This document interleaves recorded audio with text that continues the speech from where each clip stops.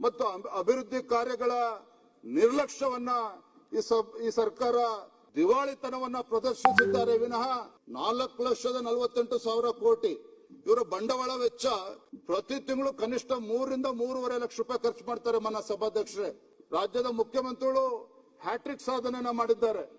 ಏನ್ ಹ್ಯಾಟ್ರಿಕ್ ಸಾಧನೆಯನ್ನ ಮಾಡಿದ್ದಾರೆ? ನೌಕರಿಗೆ ಸಂಬಳ ಕೊಡ್ತಕ್ಕಂತ ವಿಚಾರದಲ್ಲೂ ಕೂಡ ನಾವು ಅವ್ರ ಸಾಧನೆ ಏನು ಅಂತ ಹೇಳಿದ್ರೆ ಈಗ 32 ಲಕ್ಷ ಕೋಟಿ ದಾಟಿದೆ ಅಂತೇಳಿ ಒಳಗೆ ಹೊಕ್ಕಿ ನೋಡಿದಾಗ ರಾಜ್ಯದ ಜನರ ನಿರೀಕ್ಷೆ ಹುಸಿಯಾಗಿರ್ತಕ್ಕಂಥದ್ರಲ್ಲಿ ಯಾವುದೇ ಅನುಮಾನ ಇಲ್ಲ. ಕೇವಲ ಖಾಲಿ ಭರವಸೆಗಳನ್ನ, ಬರೀ ಘೋಷಣೆಗಳನ್ನ ಮತ್ತು ಅಭಿವೃದ್ಧಿ ಕಾರ್ಯಗಳ ನಿರ್ಲಕ್ಷ್ಯವನ್ನ ಈ ಸರ್ಕಾರ ಸಂಪೂರ್ಣವಾಗಿ ಮಾಡಿದೆ ಅನ್ನೋದನ್ನ ಈ ಸಂದರ್ಭದಲ್ಲಿ ಹೇಳ್ತಾ, ಈ ಸರ್ಕಾರ ಮಾನ್ಯ ಮುಖ್ಯಮಂತ್ರಿಗಳು ಮಂಡಿಸಿರ್ತಕ್ಕಂಥ ಬಜೆಟ್ ತಮ್ಮ ನಾಯಕತ್ವದ ದಿವಾಳಿತನವನ್ನ ಪ್ರದರ್ಶಿಸಿದ್ದಾರೆ ವಿನಃ ಅವರ ಅನುಭವ ಸದ್ಬಳಕೆ ಮಾಡಿಕೊಂಡು ಈ ರಾಜ್ಯಕ್ಕೆ ಅನುಕೂಲ ಆಗ್ತಕ್ಕಂಥ ನಿಟ್ಟಿನಲ್ಲಿ ಯಾವುದನ್ನು ಮಾಡಿಲ್ಲ ಅನ್ನೋದನ್ನ ಈ ಸಂದರ್ಭದಲ್ಲಿ ಹೇಳೋದಕ್ಕೆ ಇಚ್ಛಪಡ್ತೇನೆ. ನನ್ನ ಸಭಾಧ್ಯಕ್ಷರೇ, ಕರ್ನಾಟಕದ ಸಾಲವನ್ನ ತೀರ್ಸೋದಕ್ಕೆ ಇವತ್ತು ಸಾಲವನ್ನ ಹೆಚ್ಚೆಚ್ಚು ಮಾಡ್ಕೊಂಡು ಹೋಗ್ತಕ್ಕಂಥದ್ದು ಒಂದೇ ಇವತ್ತು ಆಗಿರುವಂತದ್ದು. ಒಟ್ಟಾರೆಯಾಗಿ ನಮ್ಮ ಕರ್ನಾಟಕ ಇವತ್ತು ರಾಜ್ಯ ಇವತ್ತು ಸಾಲದ ಸುಳಿಯಲ್ಲಿ ಸಿಲುಕಿ ಹಾಕಿಕೊಂಡು ಇವತ್ತು ಪರದಾಡ್ತಾ ಇರ್ತಕ್ಕಂಥದ್ದನ್ನ ನಾ ಈ ಸಂದರ್ಭದಲ್ಲಿ ಉಲ್ಲೇಖ ಮಾಡೋದಕ್ಕೆ ಇಚ್ಛಪಡ್ತೇನೆ. ಮೊನ್ನೆ ಸಭಾಧ್ಯಕ್ಷರೇ, ನಾನು ಕೆಲವು ಅಂಕಿಅಂಶಗಳನ್ನ ಹಿಂದಿನ ಬಿಜೆಪಿ ಸರ್ಕಾರ ರಾಜ್ಯದಲ್ಲಿ ಅಸ್ತಿತ್ವದಲ್ಲಿ ಇದ್ದಂತ ಸಂದರ್ಭದಲ್ಲಿ ಅಂದಿನ ಅಂಕಿಅಂಶಗಳನ್ನ ಮತ್ತು ಇಂದಿನ ಅಂಕಿಅಂಶಗಳನ್ನ ತುಲನೆ ಮಾಡ್ತಕ್ಕಂಥ ಪ್ರಯತ್ನ ನಾನು ಮಾಡ್ತೇನೆ. 2022-23ರಲ್ಲಿ ಬಿಜೆಪಿ ಸರ್ಕಾರ ಇದ್ದಾಗ ಬಾರೋಯಿಂಗ್ ಎಷ್ಟಿತ್ತು? 44,549 ಕೋಟಿ. ಟೋಟಲ್ ಲಯಬಿಲಿಟಿ ಎಷ್ಟಿತ್ತು? 5,18,366 ಕೋಟಿ. ಈ 5,18,366 ಕೋಟಿ ನನ್ನ ಆಡಳಿತ ಪಕ್ಷದ ಸದಸ್ಯರು ಮಾತನಾಡ್ತಾ ಹೇಳ್ತಿದ್ರು, ಏನ್ ಬಿಜೆಪಿ ಸರ್ಕಾರನೇ 5,18,000 ಕೋಟಿ ಸಾಲ ಮಾಡಿದೆ ನಂಗೆ ಉಲ್ಲೇಖ ಮಾಡ್ತಾ ಇದ್ರು. ಹಿಂದಿನ ಎಲ್ಲಾ ಸರ್ಕಾರಗಳು ಏನ್ ಸಾಲ ಮಾಡಿದ್ರು ಅದೆಲ್ಲವನ್ನು ಕೂಡ ಒಟ್ಟು ಹಾಕಿದ್ರೆ 5,18,000 ಕೋಟಿ ಅನ್ನೋದನ್ನ ಹೇಳ್ತಾ, ಇಂಟ್ರೆಸ್ಟ್ ಪೇಮೆಂಟ್ ಬಡ್ಡಿಗೆ 28,427 ಕೋಟಿ ಆಗಿರುವಂತದ್ದು. ಆದ್ರೆ ಇವತ್ತೇನಾಗಿದೆ ಪರಿಸ್ಥಿತಿ? ಹಿಂದೆ ಬಾರೋಯಿಂಗ್ 44,549 ಕೋಟಿ ಇದ್ರೆ ಈ ಸರ್ಕಾರ ಬಂದ ಮೇಲೆ 23-24ರಲ್ಲಿ 44,549 ಕೋಟಿಯಿಂದ 85,818 ಕೋಟಿಗೆ ಹೋಗ್ತದೆ. ಇಂಟ್ರೆಸ್ಟ್ ಪೇಮೆಂಟ್ 34,027 ಕೋಟಿ, 34,027 ಕೋಟಿಗೆ ಹೋಗ್ತದೆ. 24, 25, 25, 26, 27ಕ್ಕೆ ಲೆಕ್ಕ ಹಾಕಿದ್ರೆ 22-23ರಲ್ಲಿ 44,549 ಕೋಟಿ ಸಾಲ ಇದ್ರೆ ಈಗ 26-27ರಲ್ಲಿ 1,32,000 ಕೋಟಿಗೂ ಹೆಚ್ಚು ಸಾಲವನ್ನ ಮಾಡಿರ್ತಕ್ಕಂಥದ್ದು. ಟೋಟಲ್ ಲಯಬಿಲಿಟಿ ಎಷ್ಟಾಗಿದೆ? 8,24,389 ಕೋಟಿ. ಇಂಟ್ರೆಸ್ಟ್ ಪೇಮೆಂಟ್ 53,332 ಕೋಟಿ ಅನ್ನೋದನ್ನ ಈ ಸದನದ ಗಮನಕ್ಕೆ ತರಕ್ಕೆ ಇಷ್ಟಪಡಿದೆ. ಇಲ್ಲಿ ಗಮನಿಸಬೇಕಾಗಿರ್ತಕ್ಕಂಥ ಅಂಶ ಏನು ಅಂತ ಹೇಳಿದ್ರೆ, 4,48,000 ಕೋಟಿ ಗಾತ್ರದ ಬಜೆಟ್ ಆದ್ರೂ ಸಹ ಈ ಹಣದಿಂದ ಎಷ್ಟೊತ್ತು ರಾಜ್ಯದಲ್ಲಿ ಕ್ಯಾಪಿಟಲ್ ಇನ್ವೆಸ್ಟ್ಮೆಂಟ್ ಹೋಗಿದೆ ಅನ್ನೋದನ್ನು ಕೂಡ ಇವತ್ತು ನಾವು ಆಲೋಚನೆ ಮಾಡಬೇಕಾಗಿದೆ. ಯಾವುದೇ ಹಣವನ್ನ ಹೆಚ್ಚು ಕ್ಯಾಪಿಟಲ್ ಇನ್ವೆಸ್ಟ್ಮೆಂಟ್ಗೆ ಬಳಕೆ ಮಾಡ್ಕೊಳ್ಳದೇನೆ ಇವತ್ತು ಸಂಪೂರ್ಣವಾಗಿ ಸಾಲ, ಬಡ್ಡಿ ಕಟ್ತಕ್ಕಂಥದ್ದು, ರೆವಿನ್ಯೂ ಎಕ್ಸ್ಪೆಂಡಿಚರ್ಗೆ ಬಳಸ್ತಾ ಇರ್ತಕ್ಕಂಥದ್ದು ನೋಡ್ತಾ ಇದ್ದೇವೆ. ಮಾನ್ಯ ಸಭಾಧ್ಯಕ್ಷ, ಬಂಡವಾಳ ವೆಚ್ಚ 2022-23ರಲ್ಲಿ ಹಿಂದಿನ ಬಿಜೆಪಿ ಸರ್ಕಾರ ಇದ್ದಾಗ ಬಂಡವಾಳ ವೆಚ್ಚ 57,348 ರೂಪಾಯಿ ಇತ್ತು. 23, 24, 24, 25, 26, 27 ಗಮನಿಸಿದ್ರೆ ಇವತ್ತಿನ ಈ ಆರ್ಥಿಕ ವರ್ಷದ ಬಂಡವಾಳ ವೆಚ್ಚ ಎಷ್ಟು ಅಂತ ಹೇಳಿದ್ರೆ ಕೇವಲ 71,924 ಕೋಟಿ ರೂಪಾಯಿಗಳು ಮಾತ್ರ. ಅಂದ್ರೆ 2022-23ರಲ್ಲಿ 57,000 ಕೋಟಿ ಇದ್ರೆ ಈಗ 71,000 ಕೋಟಿ, ಕೇವಲ 14,000 ಕೋಟಿ ರೂಪಾಯಿಗಳು. ಬಜೆಟ್ ಗಾತ್ರ ಎಷ್ಟು? 4,48,000 ಕೋಟಿ. ಇವರ ಬಂಡವಾಳ ವೆಚ್ಚ 2022, 23, 26, 27 ಕಂಪೇರ್ ಮಾಡಿದ್ರೆ ಕೇವಲ 14,000 ಕೋಟಿ ರೂಪಾಯಿಗಳು ಮಾತ್ರ ಬಂಡವಾಳ ವೆಚ್ಚ ಹೆಚ್ಚಾಗಿರುವಂತದ್ದು ಬಿಟ್ರೆ ಇದರಲ್ಲಿ ಕ್ಯಾಪಿಟಲ್ ಎಕ್ಸ್ಪೆಂಡಿಚರು ಇದು ಯಾವುದಕ್ಕೂ ಕೂಡ ಇವರು ಗಮನ ಹರಿಸದೇ ಇರತಕ್ಕಂತ ಅಂಶವನ್ನ ತಮ್ಮ ಮುಖೇನ ಸದನದ ಗಮನಕ್ಕೆ ತರಕ್ಕೆ ಇಚ್ಛೆ ಪಡ್ತಾನೆ. ಇವತ್ತು ಈ ಸರ್ಕಾರದ ಬೆಳವಣಿಗೆ ಯಾವ್ದ್ರಲ್ಲಿದೆ ಅಂತ ಹೇಳಿದ್ರೆ ಸಾಲ ಮಾಡುವುದರಲ್ಲಿ ಈ ಸರ್ಕಾರದ ಸಾಧನೆ ಆಗಿದೆ ವಿನಃ ರಾಜ್ಯದ ಸರ್ವತೋನ್ಮುಖ ಅಭಿವೃದ್ಧಿ ವಿಚಾರದಲ್ಲಿ ಏನು ಕೂಡ ಬೆಳವಣಿಗೆ ಆಗಿಲ್ಲ. ಮಾನ್ಯ ಸಭಾಧ್ಯಕ್ಷರೇ, ಉದಾಹರಣೆಗೆ ಹೇಳೋದಾದ್ರೆ ಇವತ್ತು ವಾಟರ್ ರಿಸೋರ್ಸಸ್ ಡೆವಲಪ್ ಡಿಪಾರ್ಟ್ಮೆಂಟ್ ಅಲ್ಲಿ 2025-26ರಲ್ಲಿ 22,190 ಕೋಟಿ ರೂಪಾಯಿಗಳನ್ನ ಕೊಡ್ತಾರೆ ಅಲೋಕೇಶನ್ ಆಫ್ ಫಂಡ್ಸ್. 26-27ರಲ್ಲಿ 22,430 ಕೋಟಿ ರೂಪಾಯಿಗಳನ್ನ ಕೊಡ್ತಾರೆ ವಾಟರ್ ರಿಸೋರ್ಸಸ್ ಡಿಪಾರ್ಟ್ಮೆಂಟ್ ಅಲ್ಲಿ. ಇದು ಹೆಸರಿಗಷ್ಟೇನೆ 22,430 ಕೋಟಿ ರೂಪಾಯಿ ಕೊಟ್ಟಿದ್ದಾರೆ ವಾಟರ್ ರಿಸೋರ್ಸ್ ಡಿಪಾರ್ಟ್ಮೆಂಟ್ಗೆ. ಇದರಲ್ಲಿ 8,500 ಕೋಟಿ ರೂಪಾಯಿಗಳು ಆ ಇಲಾಖೆಯ ಸಂಬಳಕ್ಕೆ ಹೋಗ್ತಕ್ಕಂಥದ್ದು. 22,430 ಕೋಟಿನಲ್ಲಿ 8,500 ಕೋಟಿ ರೂಪಾಯಿ ಸಂಬಳಕ್ಕೆ ಹೋದ್ರೆ ಇಂಟ್ರೆಸ್ಟ್ ಪೇಮೆಂಟ್ಗೆ 4,400 ಕೋಟಿ ರೂಪಾಯಿ ಹೋಗ್ತದೆ. ಇವರು ಕ್ಯಾಪಿಟಲ್ ಔಟ್ಲೇ ಉಳಿತಕ್ಕಂಥದ್ದೆಷ್ಟು? ಕೇವಲ 9,290 ರೂಪಾಯಿಗಳಷ್ಟೇ. ಕಾಮಗಾರಿಗೆ ಏನು ಕಾಮಗಾರಿ ಮಾಡಬೇಕು ಅಂತ ಹೇಳ್ತಾರೆ. ರಾಜ್ಯದಲ್ಲಿ ಏನ್ ಹಿಂದಿನ ಬಿಜೆಪಿ ಸರ್ಕಾರ ಇದ್ದಾಗ 70% 80% ಅಷ್ಟು ಕಾಮಗಾರಿಗಳು ಆಗಿ ಇನ್ನೇನು 20% ಬಾಕಿ ಉಳ್ಕೊಂಡಿದೆ. ಅದಕ್ಕೆ ಸುಮಾರು 90,000 ಕೋಟಿ ರೂಪಾಯಿಗಳು ಬೇಕಾಗ್ತದೆ. ಆದ್ರೆ ಇವ್ರದ್ದು ಕ್ಯಾಪಿಟಲ್ ಔಟ್ಲೇ ಎಷ್ಟಿದೆ? ಕೇವಲ 9,290 ಕೋಟಿ. ಮಾನ್ಯ ಸಭಾಧ್ಯಕ್ಷರು ಗಮನಿಸಬೇಕಾಗಿರ್ತಕ್ಕಂಥ ಅಂಶ ಏನು ಅಂತ ಹೇಳಿದ್ರೆ ಬಾಕಿ ಉಳಿದಿರ್ತಕ್ಕಂಥ ಹಿಂದಿನ ಕಾಮಗಾರಿಗಳು 15% 20% ಏನು ಮುಗಿಸ್ಬೇಕು. ಅದಕ್ಕೆ ಇವತ್ತು ಆಸ್ ಆನ್ ಟುಡೇ 90,000 ಕೋಟಿ ರೂಪಾಯಿಗಳು ಬೇಕು.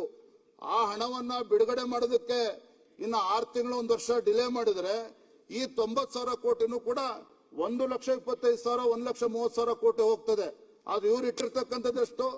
26-27ನೇ ಆರ್ಥಿಕ ವರ್ಷಕ್ಕೆ ಆಯವ್ಯಯದಲ್ಲಿ ಕೇವಲ 9,290 ರೂಪಾಯಿ ಇಟ್ಟಿರ್ತಕ್ಕಂಥದ್ದು. ಮಾನ್ಯ ಸಭಾಧ್ಯಕ್ಷರೇ, ಎರಡನೇದು ರೆವಿನ್ಯೂ ಎಕ್ಸ್ಪೆಂಡಿಚರ್ ಬಗ್ಗೆ, ರಾಜಸ್ವ ವೆಚ್ಚ ಬಗ್ಗೆ.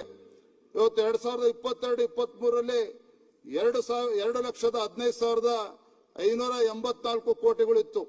26-27ಕ್ಕೆ 3,38,707 ಕೋಟಿ ಇರ್ತಕ್ಕಂಥದ್ದು. ಅಂದ್ರೆ ಇದು ಅರ್ಥ ಏನು ಅಂತ ಹೇಳಿದ್ರೆ ಏನು ರಾಜ್ಯ ಸರ್ಕಾರ ಇಷ್ಟೆಲ್ಲ ಸಾಲ ಮಾಡ್ತಾ ಇದೆ, ಇದನ್ನ ಸಮಂಜಸವಾಗಿ ರಾಜ್ಯದ ಅಭಿವೃದ್ಧಿಯ ದೃಷ್ಟಿಯಿಂದ ಬಳಸ್ಕೊಳ್ದೇನೆ ಈ ಹಣ ಇವತ್ತು ಯಾವ ರೀತಿ ಖರ್ಚು ಮಾಡ್ತಾ ಇದೆ ರಾಜ್ಯ ಸರ್ಕಾರ ಅಂತ ಹೇಳಿದ್ರೆ. In the last 2 years, more than 4 lakh IT professionals lost their jobs.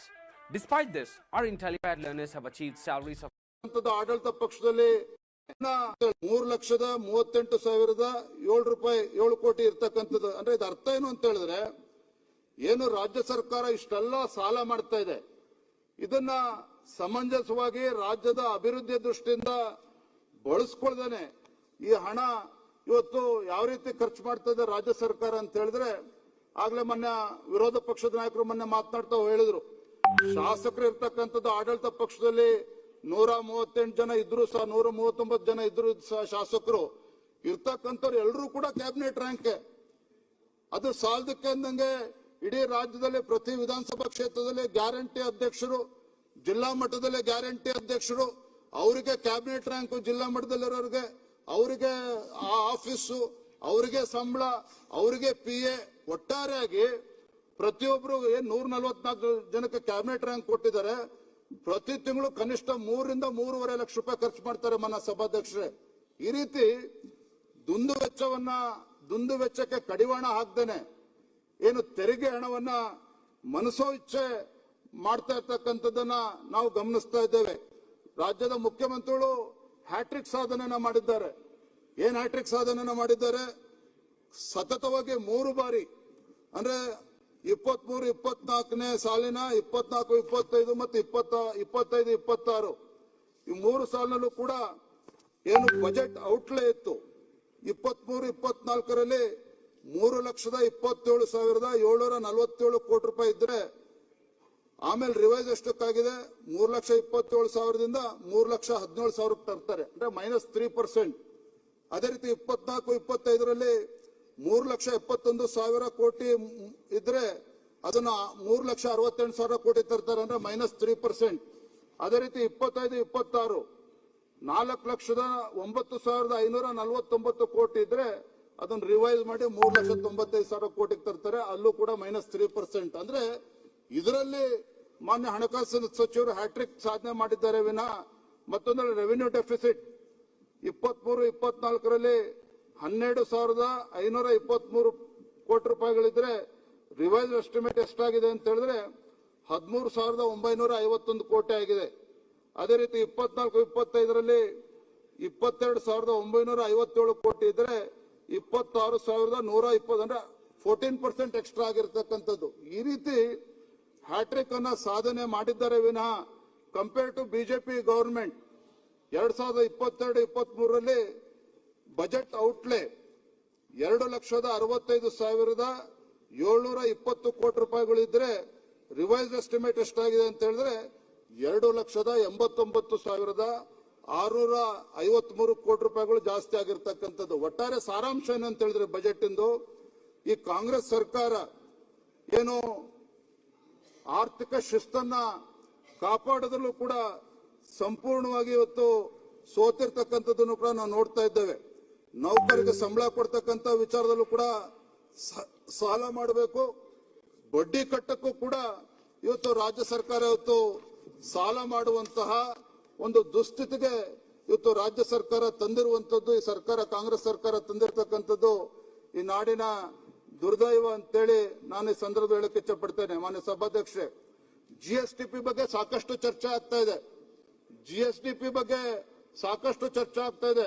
ನಾವು ಅವ್ರ ಸಾಧನೆ ಏನು ಅಂತ ಹೇಳಿದ್ರೆ ಈಗ 32 ಲಕ್ಷ ಕೋಟಿ ದಾಟಿದೆ ಅಂತೇಳಿ. ಆದ್ರೆ ಇಲ್ಲಿ ವಿಚಾರ ಏನಪ್ಪಾ ಅಂತ ಹೇಳಿದ್ರೆ GSDP ಇವತ್ತು 32 ಲಕ್ಷ ಕೋಟಿ ಆಗಿದೆ, 33 ಲಕ್ಷ ಕೋಟಿ ಆಗಿದೆ ಅಂತ ಹೇಳಿ ಅದನ್ನ ಆಧಾರವಾಗಿ ಇಟ್ಕೊಂಡು ಆ GSDPಯ ಅಂಕಿಅಂಶಗಳನ್ನ ಆಧಾರವಾಗಿ ಇಟ್ಕೊಂಡು ಹೆಚ್ಚು ಸಾಲವನ್ನ ಮಾಡ್ತಕ್ಕಂಥ ಕೆಲಸಕ್ಕೆ ಮಾನ್ಯ ಹಣಕಾಸಿನ ಸಚಿವರು ಮುಖ್ಯಮಂತ್ರಿ ಕೈ ಹಾಕಿದ್ದಾರೆ ವಿನಃ ಇದರಿಂದ ರಾಜ್ಯದ ಅಭಿವೃದ್ಧಿಗೆ ಯಾವುದು ಒಳ್ಳೇದಾಗ್ತಾ ಇಲ್ಲ ಅನ್ನೋದನ್ನ ನಾನು ಈ ಸಂದರ್ಭದಲ್ಲಿ ತಮ್ಮ ಗಮನಕ್ಕೆ ತರಕ್ಕೆ ಇಚ್ಛೆ ಪಡ್ತೇನೆ. ಮಾನ್ಯ ಸಭಾಧ್ಯಕ್ಷರೇ, ಇವತ್ತು 16th ಫೈನಾನ್ಸ್ ಕಮಿಷನ್ ಬಗ್ಗೆ ಸಾಕಷ್ಟು ಚರ್ಚೆ ಆಗ್ತದೆ. ಮಾನ್ಯ ಸಭಾಧ್ಯಕ್ಷರೇ, ಇಲ್ಲ ಅಧ್ಯಕ್ಷ ಪರ್ಮಿಷನ್ ತಗೊಂಡು ಮುಗಿಸ್ತೇನೆ. ಮಾನ್ಯ ಸಭಾಧ್ಯಕ್ಷರೇ, ಇವತ್ತು 16th ಫೈನಾನ್ಸ್ ಕಮಿಷನ್ ಕೇಂದ್ರ ಸರ್ಕಾರದಿಂದ ಅನ್ಯಾಯ ಆಗ್ತಿದೆ ಅಂತ ಹೇಳ್ತಾರೆ. ಆದ್ರೆ ಮೊನ್ನೆ 16th ಫೈನಾನ್ಸ್ ಕಮಿಷನ್ ಇವತ್ತೇನು ಯಾವ್ಯಾವ ರಾಜ್ಯಗಳು ಇವತ್ತು ಕೇಂದ್ರ ಸೆಂಟ್ರಲ್ ಪೂಲ್ಗೆ ಹೆಚ್ಚು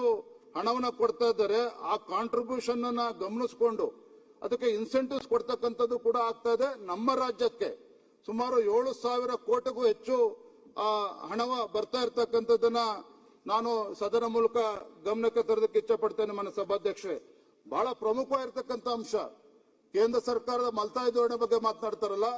ಇವತ್ತು ನಮ್ಮ ರಾಜ್ಯದಲ್ಲಿ ಅರ್ಬನ್ ಲೋಕಲ್ ಬಾಡೀಸು ಅದೇ ರೀತಿ ನಮ್ಮ ರೂರಲ್ ಲೋಕಲ್ ಬಾಡೀಸು ಇವತ್ತು ಅದಕ್ಕೆ ಚುನಾವಣೆಗಳು ಸರಿಯಾದ ಸಮಯಕ್ಕೆ ಆಗದೇನೆ ನಮ್ಮ ರಾಜ್ಯಕ್ಕೆ ಎಷ್ಟು ಅನ್ಯಾಯ ಆಗ್ತದೆ ಅಂತ ಹೇಳಿದ್ರೆ ಸ್ಥಳೀಯ ಸಂಸ್ಥೆಗಳ ಚುನಾವಣೆ ರಾಜ್ಯ ಸರ್ಕಾರ ಸೂಕ್ತ ಸಮಯದಲ್ಲೇ ಮಾಡದೇನೆ ನಮ್ಮ ರಾಜ್ಯಕ್ಕೆ ಪ್ರತಿ ವರ್ಷ 25,000ರಿಂದ 30,000 ಕೋಟಿ ರೂಪಾಯಿಗಳು ಇವತ್ತು ನಮ್ಮ ರಾಜ್ಯಕ್ಕೆ ಕೇಂದ್ರದಿಂದ ಏನ್ ಬರಬೇಕು ಅದು ಬರ್ತಾ ಇಲ್ಲ. ಇದ್ರ ಬಗ್ಗೆ ಅವರು ಪ್ರಸ್ತಾಪ ಮಾಡ್ತಾ ಇಲ್ಲ. 3 ವರ್ಷದ ಹಿಂದೆನೆ ಈ ಲೋಕಲ್ ಬಾಡಿ ಎಲೆಕ್ಷನ್ ನಡೆಸಿದ್ದೆ ಆದ್ರೆ ಪ್ರತಿ ವರ್ಷನೂ ಕೂಡ ಕನಿಷ್ಠ 20,000 ಕೋಟಿ ಈ ರಾಜ್ಯಕ್ಕೆ ಬರ್ತಾ ಇತ್ತು ಅನ್ನೋ ಅಂಶವನ್ನು ಕೂಡ ತಮ್ಮ ಮುಖೇನ ಸದನದ ಗಮನಕ್ಕೆ ತರೋದಕ್ಕೆ ಇಚ್ಛೆ ಪಡ್ತೇನೆ. ನನ್ನ ಸಭಾಧ್ಯಕ್ಷೆ, ಫಿಲ್ಲಿಂಗ್ ಅಪ್ ಆಫ್ ವೇಕೆನ್ಸೀಸ್ ಬಗ್ಗೆ ಚರ್ಚೆ ಆಗ್ತಾ ಇದೆ. ನಾವು ನೋಡಿದ್ದೇವೆ ಹುಬ್ಳಿನಲ್ಲಿ ಸಾವಿರಾರು ಸಂಖ್ಯೆಯಲ್ಲಿ ಯುವಕರು ಉದ್ಯೋಗ ಕೊಡ್ತಾ ಇಲ್ಲ. 2,50,000ಕ್ಕೂ ಹೆಚ್ಚು ಉದ್ಯೋಗಗಳು ಇವತ್ತು ಹುದ್ದೆಗಳು ಖಾಲಿ ಇದ್ದಾವೆ, ಅದನ್ನ ಭರ್ತಿ ಮಾಡ್ತಾ ಇಲ್ಲ ಅಂತ ಹೇಳಿ ರಾಜ್ಯ ಸರ್ಕಾರದ ವಿರುದ್ಧ ಹಲವಾರು ಬಾರಿ ಪ್ರತಿಭಟನೆಗಳು ಮಾಡಿದ್ದಾವೆ. ಇಲ್ಲಿ ರಾಜ್ಯ ಸರ್ಕಾರದ ದುರುದ್ದೇಶವೂ ಕೂಡ ಇದೆ. ಮಾನ್ಯ ಸಭಾಧ್ಯಕ್ಷರೇ, ಏನು ದುರುದ್ದೇಶ ಅಂತ ಹೇಳಿದ್ರೆ ಸರ್ಕಾರ ಏನಾದ್ರು ಒಂದ್ ಹೆಜ್ಜೆ ಮುಂದೋಗಿ ಈ ವೇಕೆನ್ಸೀಸ್ಗಳನ್ನೆಲ್ಲ ಫಿಲ್ ಮಾಡಿದ್ರೆ ಅವರೆಲ್ಲರೂ ಕೂಡ ಸಂಬಳ ಕೊಡಬೇಕಾಗ್ತದೆ. ಆ ಸಂಬಳ ಕೊಡಕ್ ಹೋದ್ರೆ ಮತ್ತೆ ಅವ್ರದ್ದು ಫೈನಾನ್ಷಿಯಲ್ ಡಿಸಿಪ್ಲಿನ್, ಫಿಸ್ಕಲ್ ಡಿಸಿಪ್ಲಿನ್ ಬಗ್ಗೆ ಮಾತನಾಡ್ತಾರೆ. ಇವೆಲ್ಲವೂ ಕೂಡ ಗಾಳಿಪಟ ತರ ಹಾರು ಹೋಗ್ತದೆ. ಹಾಗಾಗಿ ಕುತಂತ್ರ ಷಡ್ಯಂತ್ರ ಏನು ಅಂತ ಹೇಳಿದ್ರೆ ಈ ವೇಕೆನ್ಸೀಸ್ ಅನ್ನ ಫಿಲ್ ಮಾಡದೇ ಇರ್ತಕ್ಕಂಥ ಪರಿಣಾಮ ಏನು ಅಂತ ಹೇಳಿದ್ರೆ ರಾಜ್ಯ ಸರ್ಕಾರಕ್ಕೆ ಪ್ರತಿ ವರ್ಷ ಕನಿಷ್ಠ ಸಂಬಳ ಕೊಡದೇನೆ ಕನಿಷ್ಠ 15,000 ಕೋಟಿ ಪ್ರತಿ ವರ್ಷವೂ ಕೂಡ ಉಳಿತಾ ಇದೆ. ಈ ರೀತಿ ಹಣ ಉಳಿಸೋಕ್ಕೋಸ್ಕರನೇ ಇವತ್ತು ಈ ಪೋಸ್ಟ್ ಗಳನ್ನ ವೇಕೆನ್ಸೀಸ್ ಗಳನ್ನ ಫಿಲ್ ಮಾಡದೇನೆ ಕಾಲಹರಣ ಮಾಡ್ತಾ ಇರ್ತಕ್ಕಂಥದ್ದನ್ನು ಕೂಡ ಮಾನ್ಯ ಸಭಾಧ್ಯಕ್ಷ ನಾವು ಗಮನಿಸ್ತಾ ಇದ್ದೇವೆ. ಮಾನ್ಯ ಸಭಾಧ್ಯಕ್ಷರೇ, ಆದ್ಯತೆ ವಲಯ ಬಗ್ಗೆ ಯಾವುದೇ ಒಂದು ರಾಜ್ಯ ಅಭಿವೃದ್ಧಿ ಆಗಬೇಕು ಅಂತ ಹೇಳಿದ್ರೆ ಆ ರಾಜ್ಯ ಸರ್ಕಾರದ ಅಥವಾ ಹಣಕಾಸಿನ ಸಚಿವರು ಆದ್ಯತೆ ವಲಯಗಳು, ಪ್ರಿಯಾರಿಟಿ ಸೆಕ್ಟರ್ಗಳೇನಿದ್ದಾವೆ, ಕೀ ಸೆಕ್ಟರ್ಸ್, ಇದಕ್ಕೆ ಇವತ್ತು ಯಾವ ರೀತಿ ಗಮನ ಹರಿಸ್ತಾ ಇದ್ದಾರೆ ಅನ್ನೋಕ್ಕೆ ಅಂಕಿಅಂಶಗಳನ್ನ ಕೊಡ್ತೇನೆ. ಶಿಕ್ಷಣ ಇಲಾಖೆ ಬಗ್ಗೆ ಹೇಳ್ತಾರೆ, ಯಾವುದೇ ಒಂದು ದೇಶ ಅಥವಾ ರಾಜ್ಯ ಸುಸ್ಥಿರವಾಗಿ ಕಟ್ಟಲು ಶಿಕ್ಷಣದ ಬುನಾದಿ ಗಟ್ಟಿಯಾಗಿರ್ಬೇಕು ಅಂತೇಳಿ ನಾವು ಮಾತನಾಡ್ತೇವೆ.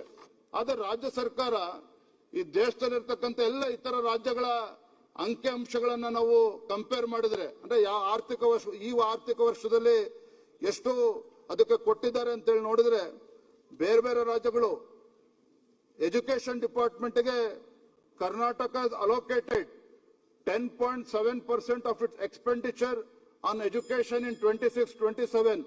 ಬೇರೆ ರಾಜ್ಯಗಳು 14.5% ಅಷ್ಟು ಕೊಟ್ರೆ, ನಮ್ಮ ಸರ್ಕಾರ ಕೇವಲ 10.7% ಕೊಟ್ಟಿರ್ತಕ್ಕಂಥದ್ದು. ಆರೋಗ್ಯ ಕ್ಷೇತ್ರ ಮನೆ ಸಚಿವರಿಲ್ಲೇ ಇದ್ದಾರೆ. ರಾಷ್ಟ್ರೀಯ ಸರಾಸರಿ ಬೇರೆ ಬೇರೆ ರಾಜ್ಯಗಳು 6.2% ಅಷ್ಟು ಬಜೆಟ್ ಅಲ್ಲಿ ಕೊಟ್ರೆ, ನಮ್ಮ ಸರ್ಕಾರ ಕಾಂಗ್ರೆಸ್ ಸರ್ಕಾರ ಇವತ್ತು 4.3% ಅಷ್ಟು ಎಕ್ಸ್ಪೆಂಡಿಚರ್ 26-27ನೇ ಆಯವ್ಯಯದಲ್ಲಿ ಇಟ್ಟಿರ್ತಕ್ಕಂಥದ್ದು. ರೂರಲ್ ಡೆವಲಪ್ಮೆಂಟ್ ಬಗ್ಗೆ ಮಾನ್ಯ ಸಚಿವರು ಕೂಡ ಇದ್ದಾರೆ. ಬೇರೆ ಬೇರೆ ರಾಜ್ಯಗಳು ಇಡೀ ದೇಶದಲ್ಲಿ 4.9% ಕೊಟ್ರೆ, ಇವತ್ತು ಕೇವಲ 2.8% ಅಷ್ಟೇ ಇವತ್ತು ಮಾನ್ಯ ಹಣಕಾಸು ಸಚಿವರು ಹಣವನ್ನು ನೀಡಿರ್ತಕ್ಕಂಥದ್ದು. ವಿಶೇಷವಾಗಿ ಮಾನ್ಯ ಸಭಾಧ್ಯಕ್ಷ, ಲೋಕೋಪಯೋಗಿ ಇಲಾಖೆ ಹಿಂದಿನ ಬಿಜೆಪಿ ಸರ್ಕಾರದಲ್ಲಿ 19, 20, 21, 22 ಎಲ್ಲವನ್ನು ನೋಡಿದಾಗ ಆಯವ್ಯಯದಲ್ಲಿ ಕೊಟ್ಟಿರ್ತಕ್ಕಂಥ ಅನುದಾನ ಎಷ್ಟು ಅಂತ ಹೇಳಿದ್ರೆ 41,900 ಕೋಟಿ ಕೊಟ್ರೆ, ವೆಚ್ಚ ಆಗಿರ್ತಕ್ಕಂಥದ್ದು 41,625 ಕೋಟಿ ರೂಪಾಯಿಗಳು. ಆದ್ರೆ ಈ ಸರ್ಕಾರದಲ್ಲಿ 23, 24, 24, 25, 25, 26, 26, 27 ಎಲ್ಲ ಆರ್ಥಿಕ ವರ್ಷಗಳನ್ನ ಕೂಡಿ ಹಾಕಿದಾಗ ಕೊಟ್ಟಿರ್ತಕ್ಕಂಥದ್ದು ಕೇವಲ 39,406 ಕೋಟಿ ರೂಪಾಯಿಗಳು. ಅಂದ್ರೆ ಹಿಂದಿನ ಬಿಜೆಪಿ ಸರ್ಕಾರ ಏನ್ ಕೊಟ್ಟಿತ್ತು ಅದಕ್ಕಿಂತ ಸುಮಾರು 7,500 ಕೋಟಿ, ಅಂದ್ರೆ 7,500 ಕೋಟಿ ರೂಪಾಯಿಗಳಷ್ಟು ಕಡಿಮೆ ಮಾಡಿರ್ತಕ್ಕಂಥದ್ದು.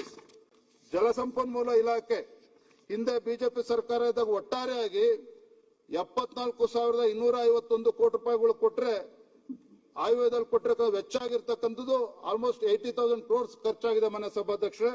ಆದ್ರೆ ಈ ಸರ್ಕಾರದಲ್ಲಿ ಕಳೆದ 23, 24ರಿಂದ 27ರವರೆಗೆ ಕೊಟ್ಟಿರ್ತಕ್ಕಂಥದ್ದೇ 71,443 ಕೋಟಿ, ವೆಚ್ಚ ಆಗಿರ್ತಕ್ಕಂಥದ್ದು 45,000, 46,000 ಕೋಟಿ. ಈ ರೀತಿ ಎಲ್ಲಾ ಇಲಾಖೆಗಳಲ್ಲಿ PWD ಇರ್ಬೋದು, ಮೇಜರ್ ಇರಿಗೇಷನ್ ಇರ್ಬೋದು ಅಥವಾ ಮೈನರ್ ಇರಿಗೇಷನ್ ಇರ್ಬೋದು, ಎಲ್ಲಾ ಇಲಾಖೆಯಲ್ಲೂ ಕೂಡ ಅಭಿವೃದ್ಧಿಗೆ ಹಣವನ್ನ ಕೋತಾ ಆಗ್ತಾ ಇರ್ತಕ್ಕಂಥದ್ದು, ಕೊಡ್ತಾ ಇರ್ತಕ್ಕಂಥದ್ದು ನಾವು ಗಮನಿಸ್ತಾ ಇದ್ದೇವೆ. ಬಹಳ ಗಂಭೀರವಾಗಿರ್ತಕ್ಕಂಥ ವಿಚಾರ ಅಂತ ಹೇಳಿದ್ರೆ, ಮಾನ್ಯ ಗೃಹ ಸಚಿವರೆಲ್ಲ ಸದನದಲ್ಲಿ ರಾಜ್ಯದ ಆರ್ಥಿಕ ಪರಿಸ್ಥಿತಿ ಎಲ್ಲಿಗೆ ಬಂದ್ಬಿಟ್ಟಿದೆ ಅಂತ ಹೇಳಿದ್ರೆ ಮಾನ್ಯ ಸಭಾಧ್ಯಕ್ಷರೇ, ಈ ರಾಜ್ಯದ ಕಾನೂನು ಸುವ್ಯವಸ್ಥೆಯನ್ನ ಕಾಪಾಡ್ತಕ್ಕಂಥ ಮಹತ್ತರವಾಗಿರುವಂತಹ ಜವಾಬ್ದಾರಿ ಇರ್ತಕ್ಕಂಥ ಪೊಲೀಸ್ ಇಲಾಖೆ, ಗೃಹ ಇಲಾಖೆ, ಶಿವಮೊಗ್ಗ, ಉತ್ತರ ಕನ್ನಡ, ಹುಬ್ಳಿ, ಧಾರವಾಡ ಅನೇಕ ಜಿಲ್ಲೆಗಳಲ್ಲಿ ಫೆಬ್ರವರಿ ತಿಂಗಳು ಸಂಬಳ ಏನು ಮಾರ್ಚ್ 1ನೇ ತಾರೀಕು ಒಳಗೆ ಕೊಡಬೇಕಾಗಿತ್ತು, ಮಾರ್ಚ್ 10ನೇ ತಾರೀಕು ಕಳೆದ್ರು ಸಹ ಇವತ್ತು ಆ ಹಣವನ್ನು ಬಿಡುಗಡೆ ಮಾಡ್ತಾ ಇರ್ತಕ್ಕಂಥದ್ದನ್ನು ಕೂಡ ನಾವು ಗಮನಿಸ್ತಾ ಇದ್ದೇವೆ. ಅಂದ್ರೆ ರಾಜ್ಯದ ಪರಿಸ್ಥಿತಿಗೆ ಎಲ್ಲಿಗೆ ಬಂದಿದೆ ಅಂತ ಹೇಳ್ತೇನೆ. ಮಾನ್ಯ ಸಭಾಧ್ಯಕ್ಷರೇ, ವಿಶೇಷ ಕ್ಯಾಬಿನೆಟ್ ಮೀಟಿಂಗ್ ಮಾಡಿ ಇವತ್ತು ಹಿಂದೆ ರಾಜ್ಯ ಸರ್ಕಾರ ಘೋಷಣೆ ಮಾಡಿತು, ಏನು ಕೃಷ್ಣಾ ಮೇಲ್ದಂಡೆ ಯೋಜನೆ ಹಿನ್ನೀರಿನಲ್ಲಿ ಮುಳುಗಡೆ ಆಗಿ ಏನು ಅಲ್ಲಿ ಜಮೀನನ್ನ ಕಳ್ಕೊಳ್ತಾ ಇದ್ದಾರೆ. ಪ್ರತಿ ಎಕರೆಗೆ 40 ಲಕ್ಷ ರೂಪಾಯಿ ಕೊಡ್ತೇವೆ, ಒಣ ಭೂಮಿಗೆ 30 ಲಕ್ಷ ಕೊಡ್ತೇವೆ. ಈ ರೀತಿ ಕ್ಯಾಬಿನೆಟ್ ಮೀಟಿಂಗ್ ಅಲ್ಲಿ ತೀರ್ಮಾನ ಆಗಿದೆ. ನಾನು ತಮ್ಮ ಮುಖೇನ ರಾಜ್ಯದ ಮುಖ್ಯಮಂತ್ರಿ ಕೇಳಲಿಕ್ಕೆ ಇಚ್ಛೆ ಪಡ್ತೇನೆ, ಎಷ್ಟು ಹಣವನ್ನ ಇವತ್ತು ಇದಕ್ಕೆ ಮೀಸಲಿಟ್ಟಿದ್ದೀರಿ ಅನ್ನೋದನ್ನು ಕೂಡ ಇವತ್ತು ಮಾನ್ಯ ಮುಖ್ಯಮಂತ್ರಿಗಳು ಉತ್ತರ ಕೊಡಬೇಕು ಅಂತೇಳಿ ತಮ್ಮ ಮುಖೇನ ನಾನು ಆಗ್ರಹ ಪಡಿಸ್ತೇನೆ. ಮಾನ್ಯ ಸಭಾಧ್ಯಕ್ಷರೇ, ಇವತ್ತು ಪ್ರೊಫೆಸರ್ ಗೋವಿಂದರಾವ್ ಅವರ ಅಧ್ಯಕ್ಷತೆಯಲ್ಲಿ ವರದಿನೂ ಕೂಡ ಕೊಟ್ಟಿದ್ದಾರೆ ಹೋದ ತಿಂಗಳು. ಬಹಳ ಗಮನಿಸಬೇಕಾಗಿರ್ತಕ್ಕಂಥ ಅಂಶ ಅಂತ ಹೇಳಿದ್ರೆ, ಇವತ್ತು ಮಾನ್ಯ ಮುಖ್ಯಮಂತ್ರಿ ಬಹುತೇಕ ಹಿಂದೆ 5 ವರ್ಷ ಮುಖ್ಯಮಂತ್ರಿಗಳಾಗಿದ್ರು, ಈಗ ಆಲ್ಮೋಸ್ಟ್ 3 ವರ್ಷ ಕಂಪ್ಲೀಟ್ ಮಾಡ್ತಾ ಇದ್ದಾರೆ. ಇಷ್ಟಿದ್ರೂ ಸಹ ಪ್ರಾದೇಶಿಕ ಅಸಮತೋಲನ ಹಿಂದೆ ಏನಿತ್ತು 65% ಇಷ್ಟಿತ್ತು, ಇವತ್ತು 72.8%ಗೆ ಏರಿಕೆ ಆಗಿರ್ತಕ್ಕಂಥದ್ದು. ನಾನು ಇಷ್ಟೇ ಹೇಳುವಂಥದ್ದು, ಇವತ್ತು ಪ್ರಾದೇಶಿಕ ಅಸಮಾಧಾನ ಬಗ್ಗೆ ವರದಿ ಬಂದಂತ ಸಂದರ್ಭದಲ್ಲಿ ಮಾನ್ಯ ಮುಖ್ಯಮಂತ್ರಿಗಳು ಇವತ್ತು ಎಷ್ಟು ಹಣವನ್ನ ಇದಕ್ಕೆ ಮೀಸಲಿಟ್ಟಿದ್ದಾರೆ ಅನ್ನೋದನ್ನು ಕೂಡ ಮಾನ್ಯ ಸಭಾಧ್ಯಕ್ಷ ಉತ್ತರ ಮುಗಿಸ್ಬಿಡ್ತೀನಿ. ಮಾನ್ಯ ಸಭಾಧ್ಯಕ್ಷ ಮುಗಿಸ್ತೇನೆ. ಸಭಾಧ್ಯಕ್ಷ ಇವತ್ತು ಅಲ್ಪಸಂಖ್ಯಾತರ ಬಗ್ಗೆ ಹೇಳ್ತಾರೆ. ಇವತ್ತು ಮಾನ್ಯ ಮುಖ್ಯಮಂತ್ರಿಗಳು ಎಲ್ಲ ಸಮುದಾಯಗಳಿಗೂ ಕೂಡ ನ್ಯಾಯ ಕೊಡ್ತೇನೆ ಅಂತೇಳಿ ಹಲವಾರು ಬಾರಿ ಹೇಳಿದ್ದಾರೆ. ಇವತ್ತು ಈ ಬಜೆಟಿನ ವಿಶೇಷತೆ ಏನಪ್ಪಾ ಅಂತ ಹೇಳಿದ್ರೆ, ಪಾಪ ಮುಖ್ಯಮಂತ್ರಿಗಳಿಗೆ ಈ ರಾಜ್ಯದ ಪರಿಷ್ಠ ಜಾತಿ ಪರಿಷ್ಠ ಪಂಗಡಗಳು, ಹಿಂದುಳಿದ ವರ್ಗಗಳು, ಮೇಲ್ಜಾತಿ ಎಲ್ಲವೂ ಕೂಡ ಮರ್ತು ಬಿಟ್ಟಿದ್ದಾರೆ. ಇವ್ರೇನ್ ಮಾಡಿದ್ದಾರೆ, ಅಲ್ಪಸಂಖ್ಯಾತರ ಓಲೈಕೆ ಮಾಡೋದಕ್ಕೆ, ಅಲ್ಪಸಂಖ್ಯಾತರಿಗೆ ಒಳ್ಳೇದ್ ಮಾಡಲ್ಲ, ಅದನ್ನ ನಾನು ವಿರೋಧ ಮಾಡ್ತಾ ಇಲ್ಲ. ಆದ್ರೆ ಬೇರೆ ಸಮುದಾಯಗಳು ಏನ್ ಅನ್ಯಾಯ ಮಾಡಿದ್ದಾರೆ ನಿಮಗೆ? ಅವರೇ ನೋಟ್ ಕೊಟ್ಟಿಲ್ವ ಹಂಗಾರೆ ಕಾಂಗ್ರೆಸ್ ಪಕ್ಷ ಅಧಿಕಾರಕ್ಕೆ ಬರೋದಕ್ಕೆ? ಕೇವಲ ಅಲ್ಪಸಂಖ್ಯಾತರನ್ನ ಓಲೈಕೆ ಮಾಡಿಕೊಂಡು ಇವತ್ತು ಅಲ್ಪಸಂಖ್ಯಾತರ ಓಲೈಕೆ ಎಲ್ಲಿಗೆ ಬಂದು ಮುಟ್ಟಿದೆ ಅಂತ ಹೇಳಿದ್ರೆ ಮಾನ್ಯ ಸಭಾಧ್ಯಕ್ಷರೇ, ಇವತ್ತು OTS ಸ್ಕೀಮ್ ಅನ್ನು ಕೂಡ ಪ್ರಪೋಸ್ ಮಾಡಿದ್ರೆ, ಒನ್ ಟೈಮ್ ಸೆಟಲ್ಮೆಂಟ್. ಆದ್ರೆ ಬೇರೆ ಸಮುದಾಯಗಳಲ್ಲೂ ಕೂಡ ವ್ಯವಸ್ಥೆ ಮಾಡಬಹುದಿತ್ತಲ್ಲ, ಕಲ್ಪಿಸ್ಕೊಡ್ಬೇಕಾಗಿತ್ತಲ್ಲ. ಯಾಕೆ ಕೇವಲ ಅಲ್ಪಸಂಖ್ಯಾತರ ಓಲೈಕೆ ಮಾಡಿಕೊಂಡು ಇವತ್ತು ಬೇರೆ ಸಮುದಾಯಗಳಿಗೆ ಅನ್ಯಾಯ ಮಾಡುವಂತ ಕೆಲಸ ಯಾಕೆ ಮಾಡ್ತಾ ಇದ್ದಾರೆ ಅನ್ನೋದನ್ನು ಕೂಡ ಮಾನ್ಯ ಮುಖ್ಯಮಂತ್ರಿಗಳು ಉತ್ತರ ಕೊಡಬೇಕು ಅಂತ ಹೇಳಿ ನಾನು ಸಂದರ್ಭ ಹೇಳಕ್ಕೆ ಇಷ್ಟಪಡ್ತೇನೆ. ಜೊತೆಗೆ ಎಲ್ಲಾ ಸಮುದಾಯಗಳನ್ನ 2 ನಿಮಿಷ ಇವತ್ತು ಹಿಂದುಳಿದ ವರ್ಗಗಳ ಬಗ್ಗೆ ಮಾತನಾಡ್ತೇವೆ. ಮಾನ್ಯ ಸಭಾಧ್ಯಕ್ಷರೇ, ರಾಜ್ಯದಲ್ಲಿ 1.41 ಲಕ್ಷ ವಿದ್ಯಾರ್ಥಿಗಳಿಗೆ ಹಾಸ್ಟೆಲ್ ಫೆಸಿಲಿಟಿ ಇಲ್ಲ. ಇವತ್ತು ಅಂದ್ರೆ ಬೀದಿಗೆ ಬರ್ತಕ್ಕಂಥ ಪರಿಸ್ಥಿತಿ ಯಾರು ನಿರ್ಮಾಣ ಮಾಡಿದ್ದಾರೆ? ಇದೇ ರಾಜ್ಯ ಸರ್ಕಾರ. ಹಿಂದುಳಿದ ವರ್ಗಗಳ ಬಗ್ಗೆ ಹಲವಾರು ಬಾರಿ ಹೇಳ್ತಾರಲ್ಲ, ಆದ್ರೆ ಆ ಬಡ ಮಕ್ಕಳು, ಹಿಂದುಳಿದ ವರ್ಗದ ಮಕ್ಕಳುಗಳು ಇವತ್ತು ಹಾಸ್ಟೆಲ್ ಫೆಸಿಲಿಟಿ ಇಲ್ದೇನೆ ಬೀದಿಗೆ ಬರ್ತಕ್ಕಂಥ ಪರಿಸ್ಥಿತಿ ಯಾರು ನಿರ್ಮಾಣ ಮಾಡಿದ್ದಾರೆ? ಇವತ್ತು ಮಾನ್ಯ ಸಭಾಧ್ಯಕ್ಷ ನೇಕಾರ ಬಗ್ಗೆ ವಿಶೇಷವಾಗಿ ಉಲ್ಲೇಖ ಮಾಡಲೇಬೇಕು. ನಾನು ಮೊನ್ನೆ ದಿನ ಪ್ರವಾಸನೂ ಕೂಡ ಹೋಗಿದೆ. ಇವತ್ತು ರಾಜ್ಯದಲ್ಲಿ 52 ಜನ ನೇಕಾರರು ಆರ್ಥಿಕ ಸಂಕಷ್ಟದಿಂದ ಆತ್ಮಹತ್ಯೆ ಮಾಡಿಕೊಂಡ್ರು ಸಹ ಈ ನೇಕಾರ ಸಮುದಾಯಕ್ಕೆ, ಆ ಬಡ ಕುಟುಂಬಗಳಿಗೆ ಇವತ್ತು ಪರಿಹಾರವನ್ನು ಕೊಡ್ತಕ್ಕಂಥ ಕೆಲಸವನ್ನು ಕೂಡ ಈ ಸರ್ಕಾರ ಮಾಡದೇ ಇರತಕ್ಕಂಥದ್ದು. ಇದ್ರ ಬಗ್ಗೆನೂ ಕೂಡ ನಾನು ಬೆಳಕು ಚೆಲ್ತಕ್ಕಂಥ ಕೆಲಸವನ್ನು ಮಾಡ್ತೇನೆ ನಮ್ಮ ಸಭಾಧ್ಯಕ್ಷರೇ. ಇವತ್ತು ನಾನು ವಿಶೇಷವಾಗಿ ಕಳೆದ ಒಂದು 20 ದಿನದ ಕೆಳಗಡೆ ಮೊನ್ನೆ ಸಭಾಧ್ಯಕ್ಷರೇ ಮಹಾರಾಷ್ಟ್ರದ ನಾಂದೇಡ್ಗೆ ಹೋಗಿದ್ದೆ. ಅಲ್ಲಿ ಹಿಂದಿನ ಮುಖ್ಯಮಂತ್ರಿಗಳು ಮೊನ್ನೆ ಅಶೋಕ್ ಚೌಹಾಣ್ ಅವರು ಬಹಳ ನೋವಿನಿಂದ ಒಂದು ಮಾತನ್ನು ಹೇಳಿದ್ರು. ಇವತ್ತು ಏನು ಅಲ್ಲಿ ನಾಂದೇಡಿಂದ ಬೀದರ್ಗೆ ಒಂದು ವಿಶೇಷ ರೈಲಿನ ವ್ಯವಸ್ಥೆ 150 ಕಿಲೋಮೀಟರ್ ಅಷ್ಟು ಇರ್ತಕ್ಕಂಥದ್ದು. ನಮ್ಮ ರಾಜ್ಯದಲ್ಲಿ ಬರೋದು ಕೇವಲ 50 ಕಿಲೋಮೀಟರ್ ಮಾತ್ರ. ಕೇಂದ್ರ ಸರ್ಕಾರ 50% ಅದಕ್ಕೆ ಅನುದಾನ ಕೊಡ್ತಾ ಇದೆ. ಉಳಿದಂತ ಅನುದಾನ ನಮ್ಮ ರಾಜ್ಯ ಮತ್ತು ಮಹಾರಾಷ್ಟ್ರ 2 ರಾಜ್ಯಗಳು ಶೇರ್ ಮಾಡಬೇಕಾಗ್ತದೆ. ನಮ್ಮ ರಾಜ್ಯದ ಪಾಲಿರ್ತಕ್ಕಂಥದ್ದು ಅತಿ ಕಡಿಮೆ ಇರ್ತಕ್ಕಂಥದ್ದು. ಆದ್ರೆ ಇದ್ರ ಬಗ್ಗೆನೂ ಕೂಡ ಇವತ್ತು ರಾಜ್ಯ ಸರ್ಕಾರ ಗಮನ ಹರಿಸ್ತಾ ಇರ್ತಕ್ಕಂಥದ್ದು. ಎಲ್ಲ ಒಂದ್ ಕಡೆ ಈ ರಾಜ್ಯದ ಅಭಿವೃದ್ಧಿ ಬಗ್ಗೆ ಯಾವ ರೀತಿ ಅಲಕ್ಷ್ಯವನ್ನ ತೋರ್ತಾ ಇದೆ ಅನ್ನೋದನ್ನು ಕೂಡ ಮಾನ್ಯ ಸಭಾಧ್ಯಕ್ಷ ತಾವು ಗಮನಿಸಬೇಕು ಅಂತೇಳಿ ತಮ್ಮ ಮುಖೇನ ಈ ರಾಜ್ಯದ ಮುಖ್ಯಮಂತ್ರಿಗಳು ಹೇಳೋದಕ್ಕೆ ಇಷ್ಟಪಡ್ತೇನೆ. ಮಾನ್ಯ ಮುಖ್ಯಮಂತ್ರಿಗಳೇ, ಇಷ್ಟೇ ನಾನು ಹೇಳ್ತಕ್ಕಂಥ ಮಾನ್ಯ ಸಭಾಧ್ಯಕ್ಷರೇ, ಇಷ್ಟೊಂದು ಅನುಭವ ಇರ್ತಕ್ಕಂಥ ಮಾನ್ಯ ಮುಖ್ಯಮಂತ್ರಿಗಳು, ದೇವರಾಜ ಅರಸವರ ದಾಖಲೆ ಮುರಿದಿದ್ದೇನೆ, 17 ಬಜೆಟ್ ಅನ್ನು ಮಂಡನೆ ಮಾಡಿರ್ತಕ್ಕಂಥ ಮುಖ್ಯಮಂತ್ರಿಗಳು. ಹೆಚ್ಚಿನ ವಿಡಿಯೋಗಳಿಗೆ ಪ್ರತಿಧ್ವನಿ ಯೂಟ್ಯೂಬ್ ಚಾನೆಲ್ ಸಬ್ಸ್ಕ್ರೈಬ್ ಮಾಡಿ, ಬೆಲ್ ಐಕಾನ್ ಕ್ಲಿಕ್ ಮಾಡಿ.